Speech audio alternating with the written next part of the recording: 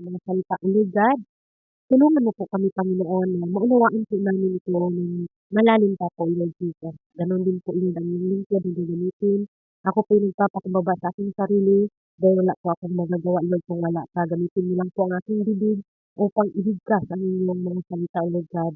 Hallelujah. Gamitin mo lang po ako at hindi po ang aking sarili ang lumalabas, Panginoon. Based lang po sa aming mababasa at maunawaan, O Lord Jesus, sa oras na ito. Hallelujah. Sa lahat po naman mga kapatiran ko nandito, Lord, hallelujah, puin mo po ang kanilang mga puso upang sa ganon, hallelujah, manawan po namin lahat. Hallelujah, ang iyong mga salita. Praise God.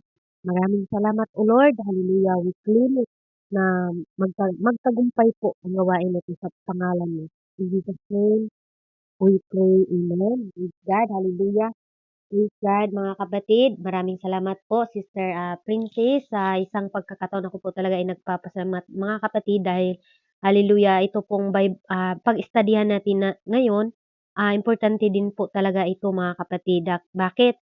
Hallelujah, kung gusto po tayong lumago, maunawaan natin kasi alam po natin na dito po is marami pa pong bago talaga, no? Kaya nagsimula po tayo about sa ano po ang Biblia, no? Praise God.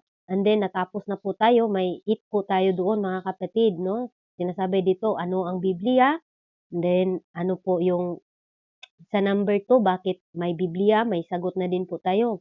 Paano ba naisulat ang Biblia at sino ang sumulat nito? Mababasa natin sa 2 Peter chapter 1 verse 21. And number 4, hallelujah, sa anong otoridad mayroon ang Biblia? Amen?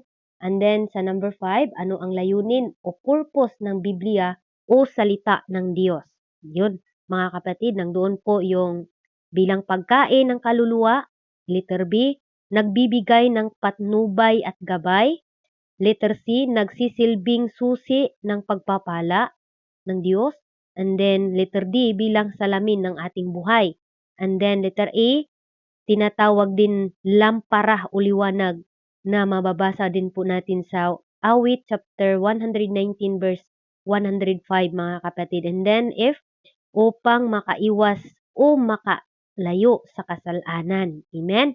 Importante po ang salita ng Diyos talaga. Kaya importante po na meron po tayong Biblia, mga kapatid. Kung gusto po natin, hallelujah, mag-download lang po tayo sa ating mga apps, mga kapatid. Amen? Kaya ano po daw ang layunin ng Biblia, or ano ang purpose, mga kapatid? Hallelujah. Ito po ay nagbibigay sa atin ng hallelujah buhay, mga kapatid. Then upang magkaiwas tayo, amen, sa makasalanan. And then nagbibigay din dalisay ng karunungan. And then letter H, nagtuturo ng moral at disiplina, mga kapatid. Kaya praise God, ang salita po natin ngayon na ating mababasa about po, dumako na po tayo, mga kapatid, sa henerasyon. Praise God, hallelujah. Nandyan pa ba kayo? Akyatan niyo pong number 4, mga kapatid. Parang may gawain kasi sa kabila, kaya umalis din ang ating kapatid. Okay, ikadalawang pagbahagi. Dito na po tayo, mga kapatid. Kung meron din po kayong mga tanong dito, sa makakaya ko lang po, meron man ding tanong na pwede lang natin sagot pa rin yung oo o hindi. Ganun lang yun, di ba? Nandyan naman si Tatay Henry, nandyan si Pastor Carlo. Handa po yung sumagot, mga kapatid. Handa nyo lang po yung mga tanong ninyo kasi nandyan po ang ating butihing Pastor Carlo Almira. Di ba, Pastor? Mag-okay ka dyan. Okay, mga kapatid, hallelujah. Gising pa ba ang lahat? At excited ba tayong makinig sa ating Bible study po ngayon? Praise God, ako po yung lubos nagpapasalamat dahil wala po yung amo ko at masasabi ko talaga ang ano po ngayon, no? Praise God. Kaya salamat sa ating Panginoon. Gising pa po si Burnok, Pastor Carlo, Brother Curbs. Thank you po. Sino pang gising dyan sa baba? Si Sophia Milan. Thank you so much po, sisi ko. Kung pwede po nararapatin, akyatan niyo pong number 4, mga kapatid, kasi nakabukas po siya. Okay. Brother Henry, baby, sino pa to? Praise God. Okay, mga kapatid, dadako na po tayo. Salamat po at hallelujah sa umagang ito na napaka-bless po natin hapon at gabi dahil kanina pa talagang umaga. Mayroon pa ba tayong energy dyan? Energy drink? Mayroon pa ba tayong lakas, mga kapatid? Mga kapatid pong mga minamahal, wag po muna kayo matulog ha. Kasi Hallelujah, kailangan may energy tayo ngayon na makikinig. At sino po dito ang may ballpen at papel at Bible? Itaas po niyong kamay mga kapatid, or taas na lang po, or busy si Pastor Henry lang. Sister Princess, ayan. Pwede niyo po itong i-take note, no? Kasi magagamit din po ninyo ito pag kayo na din po ang gagamitin ng Panginoon. Tandaan po natin, hindi po ito maulit na natin. Kasi ikadalawa na po ito. Kumbaga series po tayo ngayon. Every Friday lang po kung ako po ang makapag Bible study mga kapatid. Kaya hallelujah, kung meron din po tayong mga itanong, huwag kayong mag-alala, nandyan ang ating mabutihing pastor at hindi talaga yan mawala dyan. Pastor, dyan ka lang, stay ka dyan. Okay, mga kapatid. Hallelujah. Henerasyon, ang topic po natin, ang henerasyon ng tao. Kung sa English, o generation of man. Pero dito tayo, sa Tagalog lang po tayo mga kapatid kasi Tagalog po yung subject natin. Okay, hallelujah. Ang tanong ko sa atin mga kapatid, magtatanong ako, mamaya-maya na lang. Sige, hallelujah. Dati, ako din nung hindi ko pa talaga alam ang Bible mga kapatid, sinong nakarelate dito? Na ang tao daw mga kapatid ay nilalang mula sa unggoy, no? Ito pong mga tao na ito naniniwala. Ang mga taong ito naniwala sila dahil hindi sila nagbubukas ng Biblia. Amen? Hallelujah. Narinig natin ang katuruan dati ni Charles o Darwin. Siya ay isang scientifico mga kapatid at siya din ang nagsabi na ang tao ay nagmula sa unggoy. Amen? Sa loob ng 2,000 taon, ang unggoy ay evolution daw mga kapatid. Pero hallelujah, ang katuruan na ito mga kapatid ay iniimbento lamang ito ng tao. Amen? Ang nabasa nga natin sa Genesis chapter 2 mga kapatid, chapter 2 verse 7 mga kapatid, at nilalang ng Panginoong Diyos ang tao sa alabok. Amen? Klaro po mga kapatid ha, Bible bis lang po tayo sa Bible. Ang sabi dito, alabok ng lupa at hiningaan ang kanyang mga butas sa ilong ng hininga ng buhay. At ang tao ay nagiging kaluluwang may buhay. Praise God. Kaya hindi po totoo yung mga sabi-sabi mga kapatid na tayo po ay galing sa unggoy. Amen? Ang ganda-ganda natin tapos halintulad tayo sa unggoy, di ba? Sister Princess, ang ganda natin, mga babae, mga lalaki, mga magaganda. Iba naman yung unggoy. Kaya praise God. Okay, hallelujah. Kaya jud mo sugot, di ba? Pastor Carlo, hindi tayo papayag, no? Kaya magbabasa tayo ng Biblia. Kasi parang kung hindi talaga tayo nagbabasa, ay ay yun pala, kaya pala yung kamay ko ay ganito, buti hindi ako nagiging unggoy. Nako, Diyos ko. Kaya yun po mga kapatid, importante talaga ang Bible study, no? Na ito po ng akin, kumbaga basic, praise God. Pero ito po mga kapatid, una-una talaga, hallelujah, bakit may study tayo? Kaya istudihan natin itong salita ng Diyos. Okay, ang katuruan na yun mga kapatid ay hindi po yun totoo. Amen? Hallelujah. Kaya po, kung pwede din po kayo magbukas ng Biblia dyan, at ako na lang din po ang magbasa dito. Praise God. Sundan nyo lang ako mga kapatid at sabihin nyo lang kung mabilis po ako magsalita. Okay? Ang sabi dito mga kapatid, ayon sa Biblia, ang Diyos ay naglikha ng iba't ibang hayop ayon sa kanyang uri. Amen? Ang nilikha ng Diyos ay mga hayop mga kapatid, nilikha niya. Ayun, yung unggoy, naging, iba yun, hayop yung unggoy mga kapatid, hindi yung tao. Kasi tayo na tao ay nilikha talaga tayo ng Diyos, mga kapatid, nihulma tayo. Amen? Doon sa alabok mga kapatid, kaya huwag tayong papayag na sabihin tayo na kamukha tayo sa unggoy, no? Layo lang, malayo po mga kapatid, kaya huwag po tayong magtiwala sa mga sabi-sabi. Kailangan, hallelujah, babasahin natin. Okay, ang sabi dito mga kapatid sa Genesis chapter 1 verse 20, okay, babasahin ko na lang at kayo na lang din ay susundan nyo na lang ako para hindi na rin ako makaabala sa inyo. Praise God, kasi I know nga yung iba po busy. Pero ako na po ang magbabasa mga kapatid. Pwede nyo rin i-take note kung magtatanong kayo mamaya, based lang po sa ating napag-aralan ay walang problema. Nandyan si Sis Iligan. Sis Iligan, mayos ka dyan. Magtatanong sila. Tanungin nyo lang si Sis Iligan. Okay, nandyan yan sila. Okay, praise God. Hallelujah. Ang sabi dito mga kapatid sa Genesis chapter 1 verse 20, praise God. Babasahin ko po mga kapatid. At sinabi na, praise God, sabi dito, Genesis chapter 1 verse 20. At sinabi ng Diyos, bukalan ng sagana ang tubig ng mga gumagalaw na kinapal na may buhay at magsilipad ang mga ibon sa itaas ng lupa na luwal na hallelujah, kalawakan ng himpapawid. Number 21. At nilikha ng Diyos ang malaking hayop sa dagat at ang bawat may buhay na kinapal ng gumagalaw at na ibinubukal na sagana ng tubig ayon sa kaniyang-kaniyang uri at ang lahat ng may pakpak na ibon ayon sa kaniyang-kaniyang uri.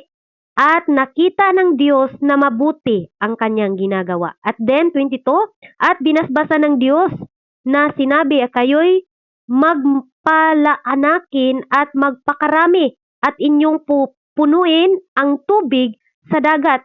Hallelujah. At magparami ang mga ibon sa lupa. 23, at nagkahapon at nagkaumaga ang ikalimang araw. Praise God. And then sa 24, at sinabi ng Diyos, bukalan ng lupa ng may buhay na kinapal ayon sa kaniyang-kanyang uri sa hayop at sa mga kinapal na umuunsad at sa mga ganid ng lupa ayon sa kanya-kanyang uri na nagkakagayon. Amen? Dito po mga kapatid, ito pong verse na ating binabasa. Unang-una po, dito po tayo mag-una sa mga hayop mga kapatid. Praise God.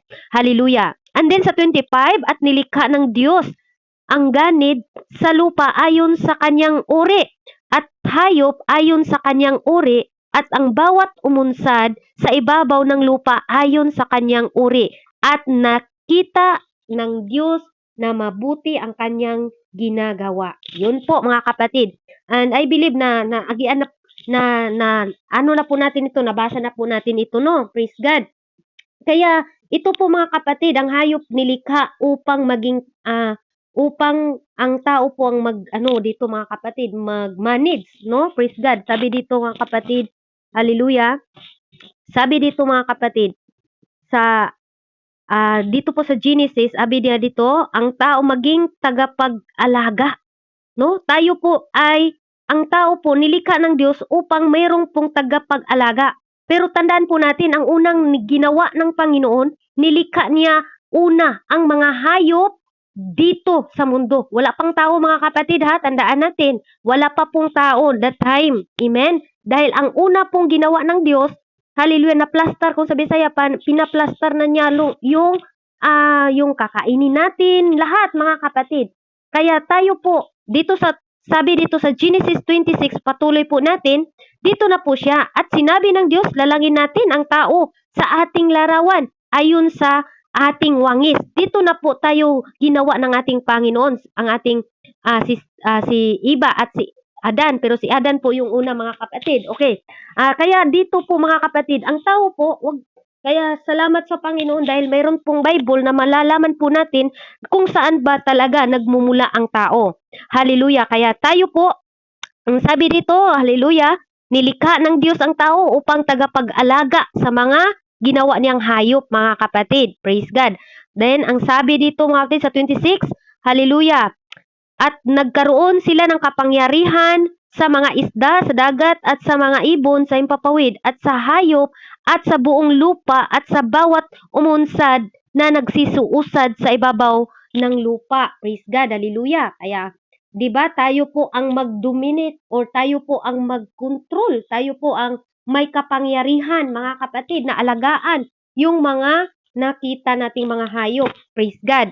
Kaya mga kapatid, ang sabi dito, at magbigay ng pangalan. Sino po mga kapatid ang binigyan ng authority ng Panginoon na pagbigyan o bigyan ng pangalan po mga kapatid yung hayop?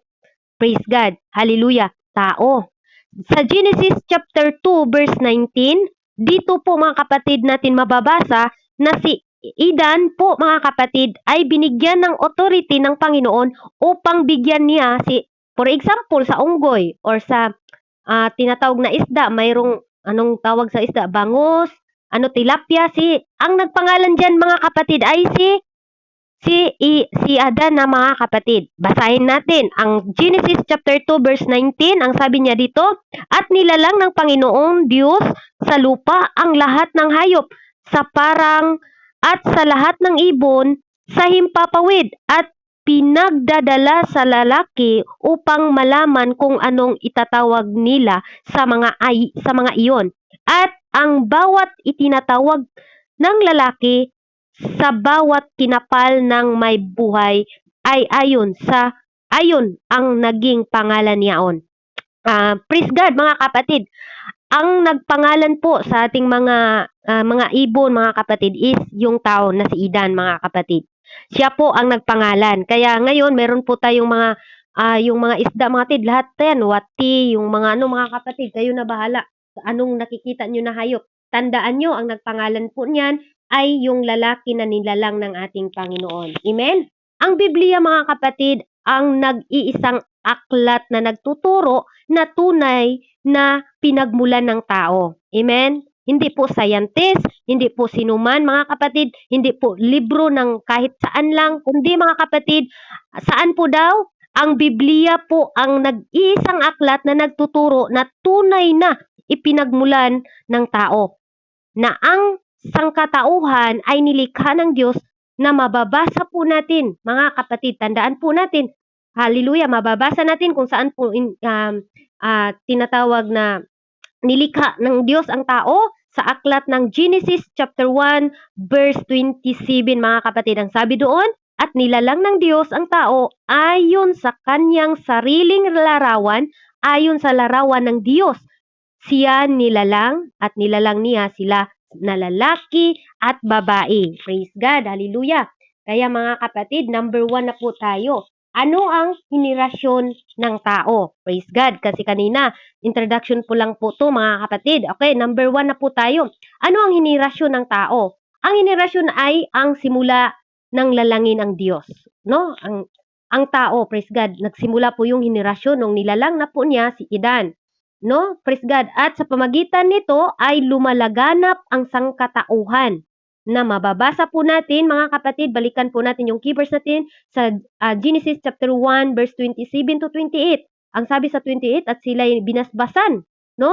Binasbasan sa Diyos, praise God, hallelujah, binasbasan ng Diyos at kaniyang sinabi, hallelujah, ng Diyos, kayo'y magpalaanakin at magpakarami at kalatan ninyo ang lupa. At ayon sa praise God, hallelujah. Praise God, nawala ako. Praise the Lord. Sabi dito mga kapatid, ayon sa supilin at magkaroon kayo ng kapangyarihan sa isda lahat. Dito mga kapatid, nabasa natin kanina.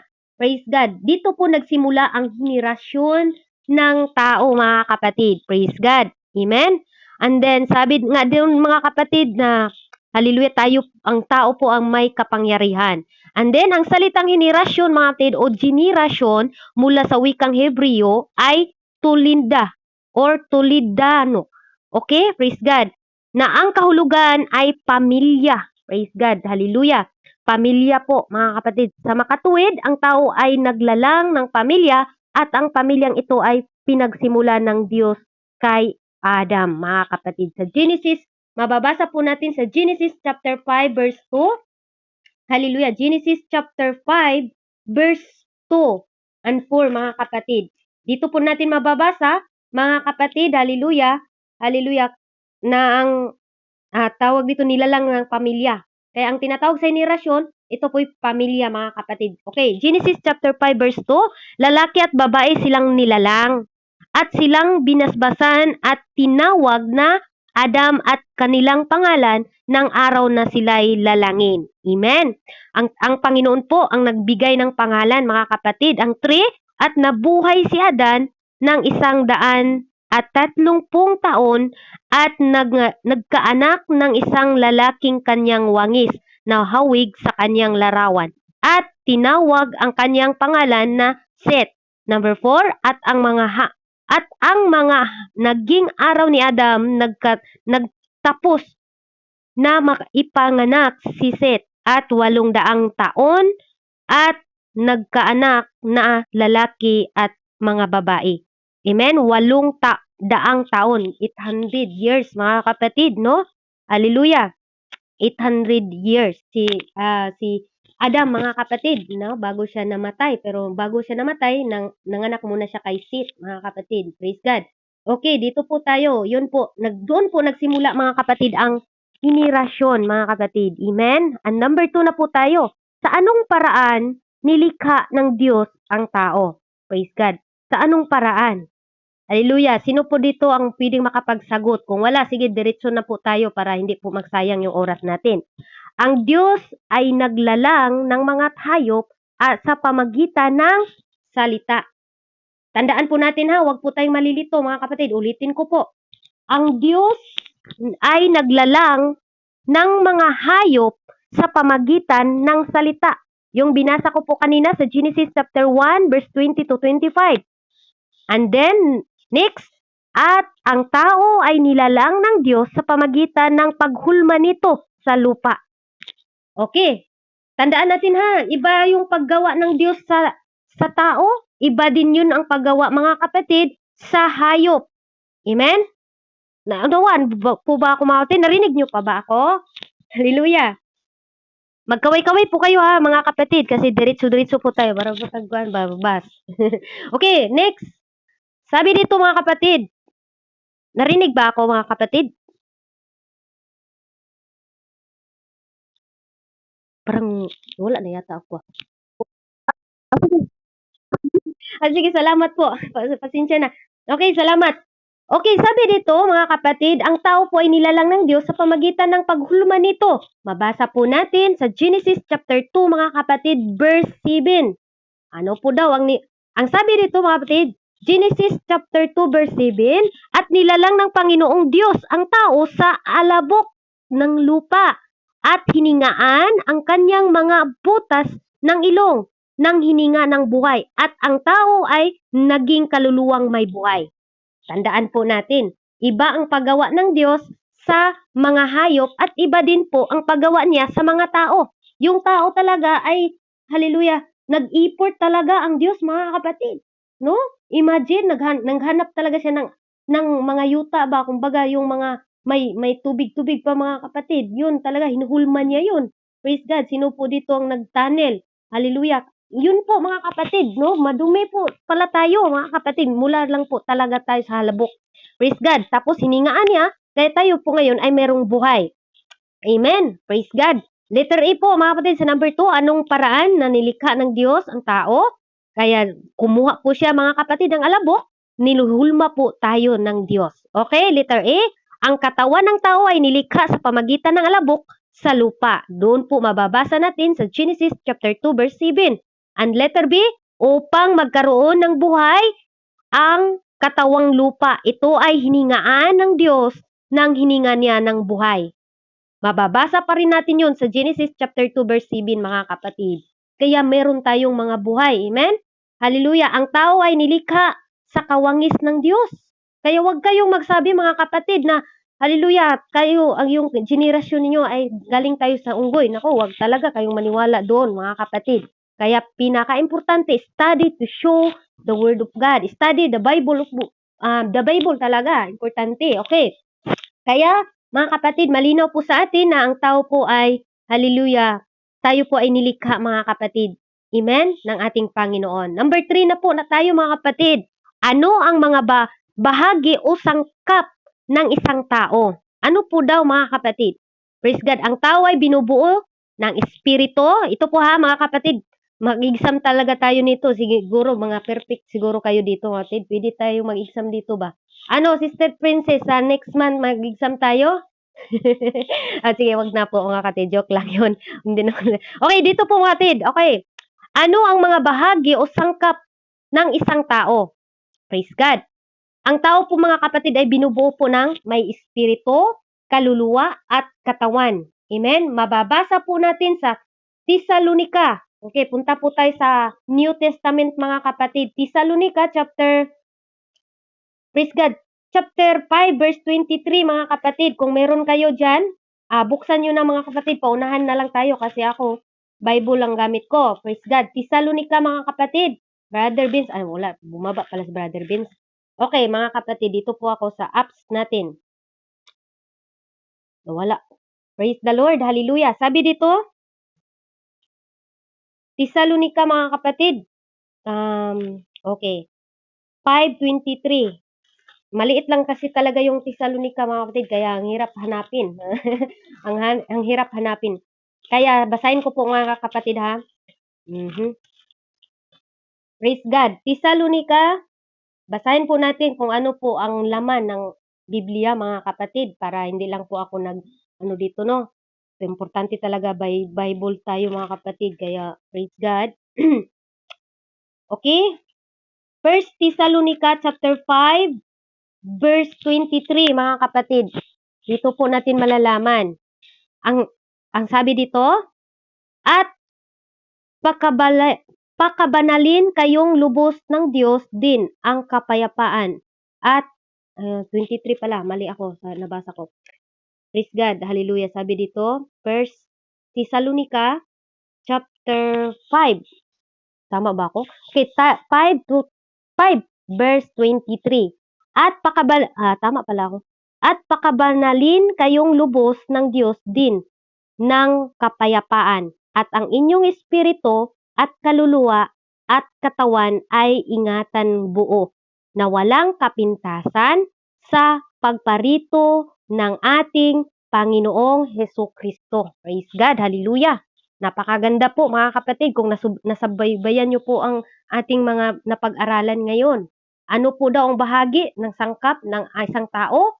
Binuo po tayo na may espiritu, kaluluwa, katawan, mga kapatid. At babasahin nyo na, i-tiktok nyo lang, mga kapatid, sa 1 Thessalonica chapter 5 verse 23.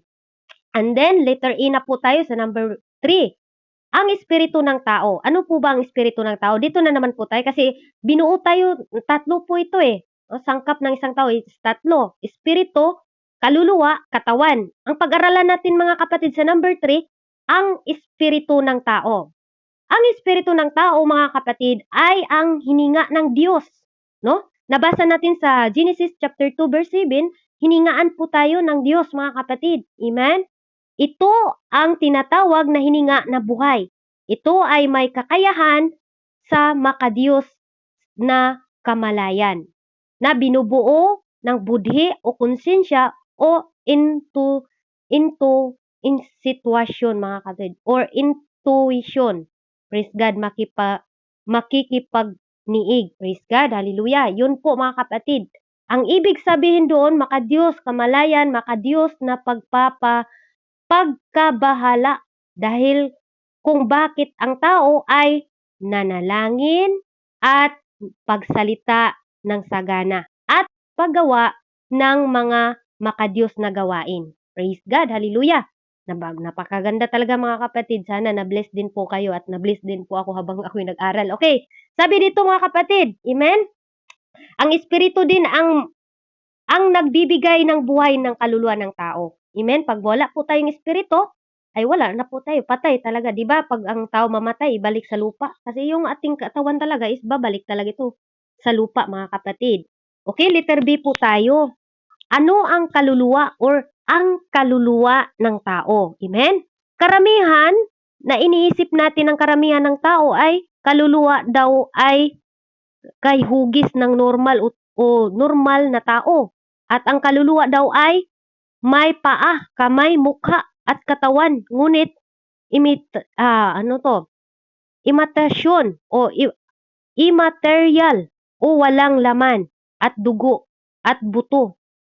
Praise God. Ito po ay sabi-sabi lang, mga kapatid, ha. At ito daw ay nakikita, ngunit nagpalagusan ng paningin ang mga ito. Praise God. Katulad ng mga multo, mga kapatid, na sabihin ba na parang lumabas ba, yun ang tinatawag ng kaluluwa. Ngunit bago ito, mga kapatid, ang sabi dito, ang kaluluwa ay may, praise God, sabi ito, at ang ito ay isa lamang haka-haka ng mga tao. At ito ay maling paghaka-haka. Amen? Hallelujah. Ito po, matid. Hallelujah. Praise God. Hallelujah. Sino ang nilikha ng, ito po, matid, sino At ano ang nalikha ng tao na namatay na? Praise God. Wala. Wala mga kapatid. Ngunit, hallelujah, di ba? Walang patay na tapos bumangon. Walang nakakita. Sino po dito nakakita mga kapatid? Praise God. Murag, wala man talaga. Praise God. Kaya yun po mga kapatid. Yung mga haka-haka. Yung kaluluwa po ay wala po yung buto mga kapatid. Kung baga mga kapatid, hallelujah, di po yan tawag na buto. Yung tinatawag na lumakad ba? Yung namatay na daw tapos lumakad daw yung kaluluwa niya mga kapatid. Okay. Kaya yun po mga kapatid. May dalawang kasagutan dito sa ating mga tanong ngayon sa letter B mga kapatid. Ang kanilang nakita ay maaring ang masamang espiritu na mas kilalang demonyo, sila ay nag-aanyong kagaya ng tao. Amen? Kung makakita ka pala mga kapatid na sabi mo, yun, kaluluwa ni so-and-so yun, yung namatay, yung nakita ko na lumilipad. Ibig sabihin, yun po mga kapatid ay mga espiritu ng demonyo mga kapatid. Amen? And number 2, maaring ang isang tao ay nakaranas ng guni-guni o hallelujah, yung isip-isip lang ba na ang ibig sabihin ay nakakita ng siya ng nakakakita dahil ito ay nasa isipan niya. Nasa isipan lamang o isang haraya lamang. Praise God. Hallelujah. Kaya yung matakutin mga kapatid, sabi ng amo ko, mula lang daw yan sa isip natin. Totoo naman eh. Wala naman dapat tayong katatakutan mga kapatid. Sino ditong takot ng multo? Isip nyo lang kasi yan. Kaya minsan ang tao ay takutin. Pero alam nyo, hindi yan totoo mga kapatid. Natakot lang kayo dahil sa isip nyo lang. Kaya wag na po kayong matakot sa takot sa mga dilim mga kapatid. Wag na po kayong matakot. Dahil yung isip nyo lang mga kapatid ang matakutin. Okay? Okay, praise God. Dito na po tayo, proceed na po tayo. Ano ba ang kaluluwa ng tao at saan ito bahagi ng katawan na tao? Amen. Saan po daw na bahagi o saan bahagi ng katawan ng tao?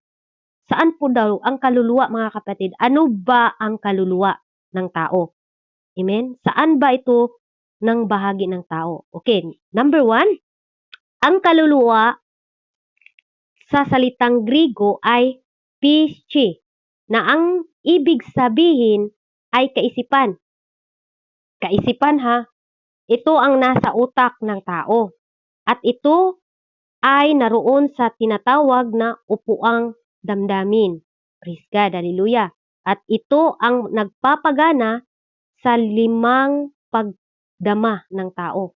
5 senses. Ito ang pangdinig.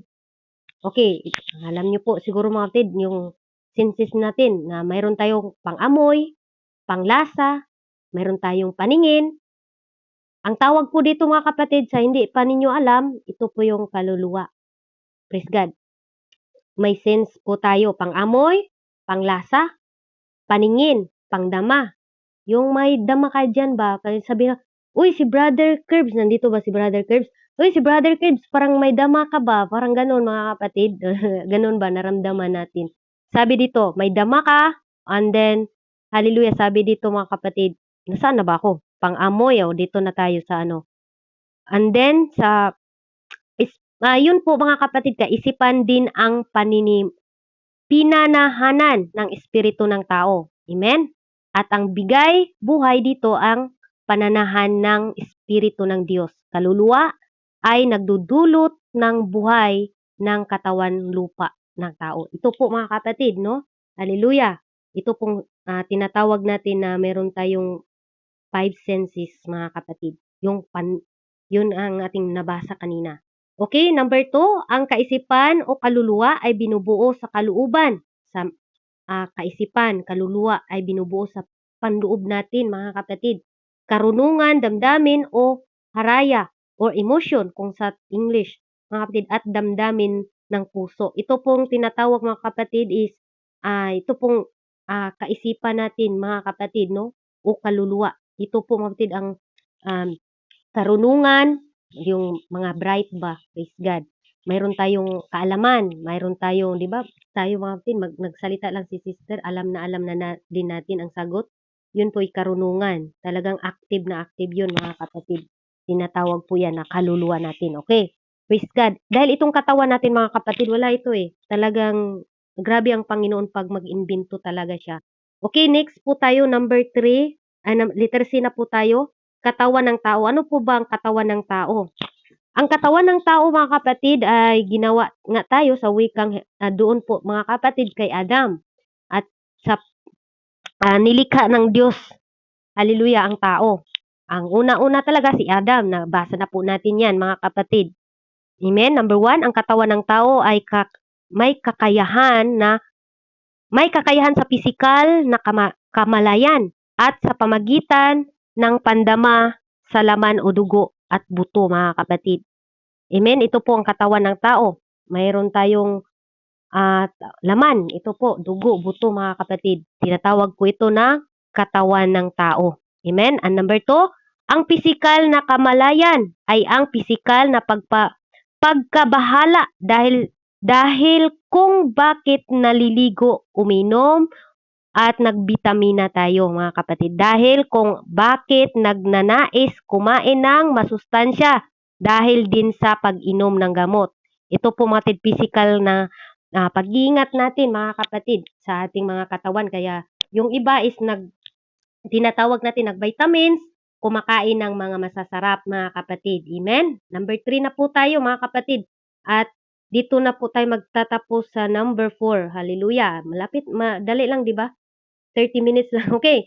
Sabi dito, sa katawan ng tao, may isang bahagi na kung saan. Tama ba ko? Praise God. Okay. Okay, sa physical, tapos kumain. Okay, dito na po tayo. Ang katawan ng tao ay isang bahagi kung saan ay nanahan ang espiritu ng kaluluwa o ito ang tinatawag na utak. At sa utak ay may tinatawag na seat of emotion. Praise God. Yung may natin sa ating utak, di ba? Mayroon tayong emotion pag nasaktan tayo. Nandoon talaga yun sa utak, mga kapatid. Kumbaga, kasali yung utak natin ba? Okay, praise God. Sabi dito, mga kapatid, at nakikita natin ang pag-unawa ng pananahan ng espiritu at kaluluwa dito po sa ating mga utak, sa ating utak, mga kapatid. Alam nyo kasi, tayo nagsalita tayo, mula yan sa ating utak. Kung wala yung i-declare yung utak natin, ay wala tayong masasabi. Kung wala tayong nalalaman. Okay, next po, mga kapatid, number 4, paano dumami ang tao? Ito po, mga kapatid.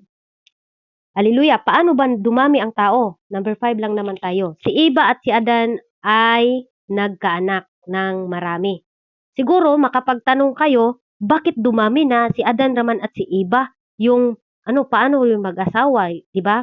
Siguro makapagtanong kayo. At ito po importante ngayon na ma-take note ninyo din kung narinig nyo na to. Sige, review na lang tayo. Okay. Sabi dito, si Eva at si Adam ay nagkaanak ng marami. Mga babae at lalaki sa Genesis chapter 5 verse 3 to 4, mga kapatid. Basahin nyo na lang po. At sa panahong iyon ay wala pa ang pagbabawal na mag-asawa ang mga magkapatid, kamag-anak, bagkus ito ay binasbasan ng Diyos at inutos na sila ay magpaalanakin at magpakarami. Okay, Genesis chapter 1 verse 27 to 28. Ito po, mga kapatid. Amen? Hallelujah. Yun po ang dati. Amen? Sa Genesis pa po yan. Pero tinapos po ang batas na ito, mga kapatid. Bakit ngayon? Bawal na, Sister Jeannie, yung magkapatid. Okay. Okay, pwede po ninyong basahin ngayon, mga kapatid. Ito po, importante po ito. At hallelujah, siguro, alam niyo, mga kapatid, meron din akong kakilala na magpinsan talaga. No? Talagang nagmahalan sila, magpinsan sila. Sabi na nila nga, mga kapatid, hindi daw bawal. Pero dito po, dati, doon po sa Genesis chapter 1 verse 27, hindi pa po binawal ng Panginoon. Giparami pa nga eh. Pero nung dumami na po sila, mga kapatid, nagkaroon ng kanya-kanyang pamilya, mula kay Adan at kay Eve, mga kapatid, tinapos po ang batas na yun, mga kapatid. Take note, Leviticus chapter 20 verse 17 to 19. Sino pong makapagbasa sa Leviticus? Sige, ito lang po ang babasahin natin. Sino pong makapagbasa dyan kung hindi kayo busy? Kung busy naman lang kayo, okay lang din, ako lang magbasa. Okay, Leviticus mga kapatid. Punta tayo sa Leviticus, no? Kasi importante din talaga itong mabasa natin. Kasi alam nyo ngayon, siguro mayroon kayong kakilala magpinsan, pero sa Leviticus po mga kapatid, ito pong tinatawag dito na tinapos na po ang batas ng pag-asawa sa magkapatid at kamag-anak ay bawal na po mga kapatid. Saan po mababasa? Sa Leviticus chapter 20 verse 17 to 19. Okay, babasahin ko na po mga kapatid. Dito sa Leviticus chapter 20 verse 19, at huwag mong ililitaw ang kahubaran ng kapatid na babae ng inyong ina, ni ang kapatid na babae ng inyong ama, sapagkat hinubad niya ang kanyang kamag-anak na malapit kapwa magtataglay ng kanilang kasamaan. 20. At kung ang isang lalaki ay sumiping sa asawa ng kanyang amain, ay kanyang inilitaw ang kaubaran ng kaniyang amain. Tataglayin nila ang kanyang kasalanan, mamamatay silang walang anak. Last, 21.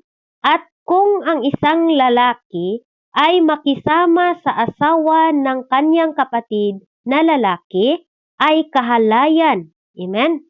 Kanyang inilitaw ang kahubaran ng kanyang kapatid na lalaki. Amen? Mabuhay silang walang anak. Praise God. Kaya take note mga kapatid, bawal na po ngayon ha. Huwag na po ninyong sabihin at pwede naman to kasi dati si Adan lang naman. Pero tinapos na po ang sinasabi dito mga kapatid sa Leviticus mga kapatid. Dito po tinapos. Okay. Nawaan na po natin mga kapatid. Next na po tayo, last but not the least. Number 5 na po mga kapatid.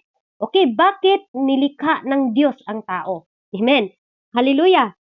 Ito po importante natin. Bakit kaya ako nilikha ng Diyos? Hallelujah. Mapatanong tayo ngayon mga kapatid, bakit ka nilikha ng Diyos? Okay. Dito po tayo, parang ma-excited po tayo mga kapatid. Kaway-kaway muna sa baba. Kasi dito na po tayo magtatapos at medyo didiinan ko po konti. Didiinan ko. Ayan. Sister Princess lang ba? Dito na po tayo magtatapos mga kapatid at tapos na tayo sa mata. Mahaba-haba din po yung oras doon, no? Okay. Number 5 na po mga kapatid. Praise God. Hallelujah. Bakit nilikha ang Diyos ang tao? Bakit kaya niya ginawa? Okay, letter A. Okay, take note ha. Mayroon tayong letter A. Para sa kanyang sarili. Hallelujah. Nilikha pala tayo ng Diyos para sa kanyang sarili, mga kapatid. Diba? Ginawa tayo ng Diyos eh. Okay, babasahin po natin mga kapatid. Kawikaan chapter 16. Narinig pa ba? Kawikaan chapter 16 mga kapatid. Chapter 16 verse 4. Magtaka talaga kayo ngayon. Sige, mamaya magsalita ako. Sabi dito mga kapatid sa Kawikaan chapter 16 verse 4, ginawa ng Panginoon ang bawat bagay na ukol sa kanyang sariling wakas. Oo, pating masama na ukol sa kaarawan ng kasamaan. Amen. Lahat ginawa ng Panginoon. Praise God. And then, sa Kulusas chapter 1, Kulusas po tayo mga kapatid. Sa Kawikaan, ginawa ng Panginoon. Kasamaan, pati mga kasamaan, ginawa lahat ng Diyos. Wala siyang pinipili mga kapatid.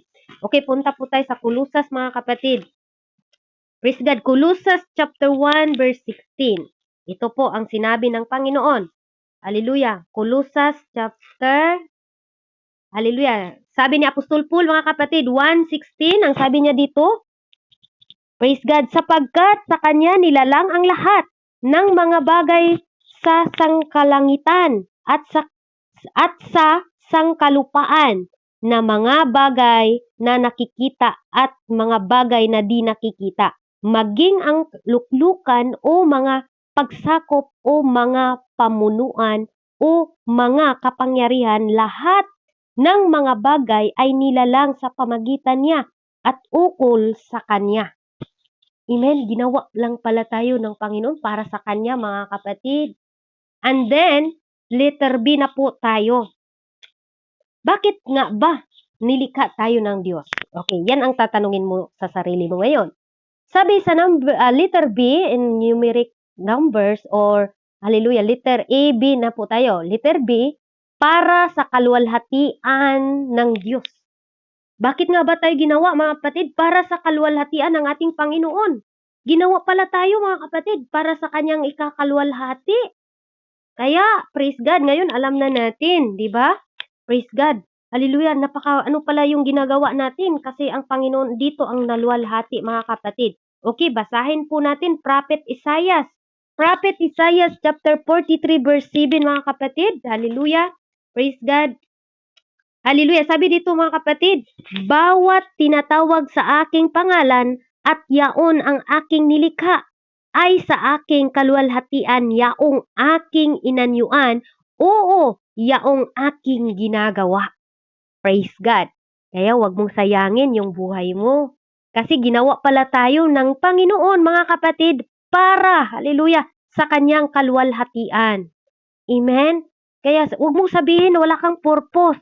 At wag nating sabihin na wala kay pulos sa Bisaya pa. Amen? Dahil ang Panginoon po, nilikha tayo ng Diyos para sa kanyang kaluwalhatian, mga kapatid. Ulitin ko po, pagbasa, ang Prophet Isaiah chapter 43 verse 7, bawat tinatawag sa aking pangalan ay yaong aking nilikha, ay sa aking kaluwalhatian. Praise God, hallelujah. And then, yaong aking inanyuan, oo, yaong aking ginagawa. Praise God. Kaya mga kapatid, nararapat lang na ating purihin ang ating Panginoon. At nagkaroon tayo ng time sa Kanya, nakipag-usap tayo sa Kanya. And then, okay na po tayo doon, mga kapatid. Bakit nga ba nilikha ng Diyos ang tao? Letter C, upang maging tagapag-alaga sa mga nilikha niya. Di ba? Sa Genesis chapter 1:28 and Genesis chapter 2 verse 15, mga kapatid, di ba? Nilikha ng Diyos, mga kapatid, upang tagapag-alaga sa kanyang mga nilikha. Kaya mga kapatid, praise God, napaka-bless natin. No, sa lahat-lahat ng nilikha ng Diyos, yung mga tinatawag na hayop, hanggang salita lang siya. Pero yung tao, talagang buti pa, no? Kasi ang tao talaga ay nag-effort talaga ang Diyos, mga kapatid. Tapos hiningaan pa tayo mula sa kanyang hininga, mga kapatid. Amen? Kaya mga kapatid, dito po upang maging tagapag-alaga tayo sa Diyos. Amen? And last but not the least, mga kapatid. Kaya naririnig nyo ba na magsasabi tayo, purihin natin ang Diyos. Magpuri tayo sa ating Panginoong Diyos. Lahat ng mga buhay. Okay. Last, bakit nga ba nilikha ng Diyos ang tao? Last, mga kapatid, upang magpuri sa Diyos. Kaya nandito tayo, nagpuri tayo sa Diyos. Kilalanin natin ang Diyos. Dito natin, hallelujah, awitan natin ang Diyos, mga kapatid. Okay? Praise God. Bakit nga ba nilikha ng Diyos ang tao, mga kapatid? Upang purihin natin ang Diyos, mga kapatid. Mga awit o salmo. Okay, Tagalog tayo. Hallelujah. Mga awit, mga kapatid, chapter 150 verse 1 to 6, mga kapatid. Ang sabi niya dito, purihin ninyo ang Panginoon, purihin ninyo ang Diyos sa kaniyang santuaryo. Purihin ninyo siya sa langit ng kaniyang kapangyarihan. Purihin ninyo siya dahil sa kaniyang mga makapangyarihang gawa. Purihin ninyo siya ayon sa kaniyang, praise God, ayon sa kanyang marilag na kadakilaan. Number 3, purihin ninyo siya sa tunog ng pakakak. Purihin ninyo siya sa saltiryo at talpa. 4, purihin ninyo siya ng panderita at siyaw. Purihin ninyo siya na may mga panugtog na kawad at ng pluta. And then 5, purihin ninyo siya na mga matutunog na simbalo. Purihin ninyo siya na pinakamatunog na mga simbalo. Amen? Number 6, purihin ng bawat bagay na may hininga ang Panginoon. Purihin ninyo ang Panginoon. Praise God. Alam na po natin ngayon, mga kapatid, kung ano po ba ang henerasyon ng ating tao, ng mga tao. Amen? Yun po, mga kapatid, ang kabuuan ng ating napag-aralan ngayon, ang henerasyon ng tao. At nagsimula po tayo sa alabok at hanggang ngayon, bakit mayroong nandito tayo? dahil nais ng Diyos, mga kapatid, na purihin natin siya. Letter A, para sa kanyang sarili, para sa kaluwalhatian sa Diyos, upang maging tagapag-alaga ng kanyang mga nilikha. And then last, upang magpuri. Kaya mga kapatid, palakpakan natin ang ating Panginoon. At dito po tayo nagtatapos at manalangin po ako, mga kapatid. Hallelujah. Mayroon po tayong next, mga kapatid. Tandaan po natin. Number 3 na po ang sa susunod. Nawa, nandyan pa rin kayo. Ang pagkasira ng henerasyon ng tao o pagkabulok. Okay, last, yan po mga kapatid sa susunod natin na pag-aralan. I hope na nandyan pa rin kayo at masundan po natin ito kasi mahaba po ito, mga kapatid. Nandito po ang kasalanan, ang kamatayan, ang buhay, ang Diyos, ano po ang Diyos, ang pagsimba ng Diyos-Diyos o idolatry, praise God, ang kaligtasan ng tao, ang pananampalataya. Ang dami dito, mga kapatid, kaya maging excited tayo araw-araw. Every Friday ko po itong ibahagi sa inyo. Nawa next Friday, mga kapatid, amen, nawa magkakita-kita pa rin tayo, mga kapatid, no? Ipag-pray nyo lang po na yung amo ko talaga umalis sila sa ganitong oras. Purihin ang Panginoon at tayo na po'y manalangin. And I hope, I pray na meron po tayong nakukuha na kunting aral po about po sa henerasyon ng tao, mga kapatid. Maraming salamat. To God be all the glory. Tayo po'y manalangin. Hallelujah, hallelujah, hallelujah, Jesus. O Lord God, maraming salamat, O Lord, sa oras na ito, Panginoon, na muli nagtatapos po kami sa aming Bible study, O Lord God. Salamat, O Lord God, na pinapaunawa mo po sa amin. Hallelujah, kung saan po kami galing, O Lord Jesus, na wala na pong hallelujah, pagtumpi-tumpi, O Lord God, na wala na pong pag-alinlangan, O Lord God, dahil ikaw po talaga ang gumawa sa amin, Panginoon. Maraming salamat, Lord, dito sa Pinoy tayo, na pinahintulutan mo po na mag-aral po kami ng inyong mga salita. I-bless mo po, Lord, ang aming Sister Princess, lahat ng mga admin, Lord, na nandito. Blessing upon blessing, O God, ang ipagkaloob mo po sa kanila. At sa mga bisita po namin ngayon, Lord, i-bless mo din po sila, Lord, sa kanilang pagtulog. Ingatan mo din po sila, Lord, ilayo po sa mga disgrasya. Hallelujah. Salamat, Lord, sa pagkakataon sa iyo lamang, Lord God, ang mataas na papuri. In the name of Jesus, we pray. Amen. Amen. To God be the glory. Balikin na po sa iyo, Sister Princess. At kung may tanong po kayo, akit na lang po, Pastor Carly. Thank you. And God bless.